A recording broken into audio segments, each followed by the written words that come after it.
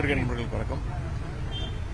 இன்று இந்த மிக்ஜாம் புயலால் பாதிக்கப்பட்ட இந்த வடசென்னை நாடாளுமன்ற தொகுதிக்குட்பட்ட 6 சட்டமன்ற தொகுதிகளுக்கும் நம்முடைய வடசென்னை நாடாளுமன்ற உறுப்பினர் சகோதரர் திரு கலாநிதி வீராசாமி அவர்கள் ஏற்பாட்டில் வெறும் 30,000 குடும்பங்களுக்கு தேவையான நிவாரணப் பொருட்கள், அரிசி, பருப்பு, மளிகை சாமான்கள், போர்வை, பெட்ஷீட் இப்படி 30,000 குடும்பங்களுக்கு தேவையான அந்த பொருட்களை இன்று ஏற்பாடு செய்து அந்தந்த பகுதி செயலாளர்கள் ஒப்படைச்சிருக்கிறோம். அவங்க இன்றையும் நாளையும் பொதுமக்கள்கிட்ட கொண்டு போய் சேர்ப்பாங்க. இதை ஒருங்கிணைந்திருக்கக்கூடிய நம்முடைய அமைச்சர் சேகர்பாபு அவர்களுக்கும் வந்திருக்கக்கூடிய அனைத்து சட்டமன்ற உறுப்பினர்கள், அனைத்திற்கு சகோதரி மேயர் அவர்கள் அனைவரும் இந்த நிகழ்ச்சியை ஒருங்கிணைச்சிருக்கிறாங்க.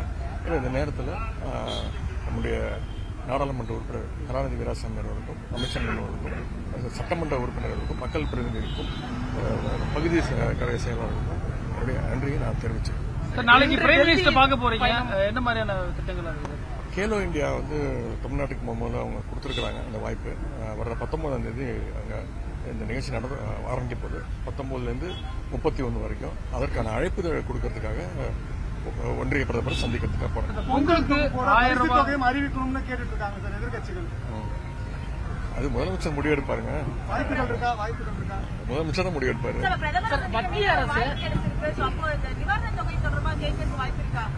நான் கேட்கணும்னு நினைக்கிறீங்களா?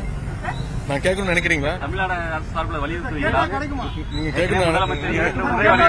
கண்டிப்பா கேட்பேன். ஆனா நான் போறது மெயின் இந்த கேலோ இந்தியாவுக்காக அந்த அழைப்புதல் கொடுக்கறதுக்கு கண்டிப்பா அதையும் நான் வலியுறுத்தி கேட்பேன்.